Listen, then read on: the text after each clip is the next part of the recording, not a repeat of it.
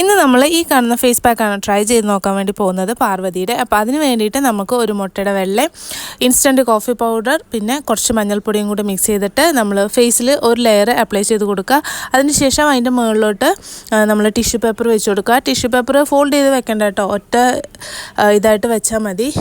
അതും കൂടെ വെച്ചിട്ട് അതിൻ്റെ മുകളിൽ ഒരു ലെയറും കൂടെ അപ്ലൈ ചെയ്ത് കൊടുക്കുക. അത് നല്ലപോലെ ഡ്രൈ ആയതിനു ശേഷം നമ്മൾ പീൽ ഓഫ് ചെയ്യുകയാണ് ചെയ്യുന്നത്.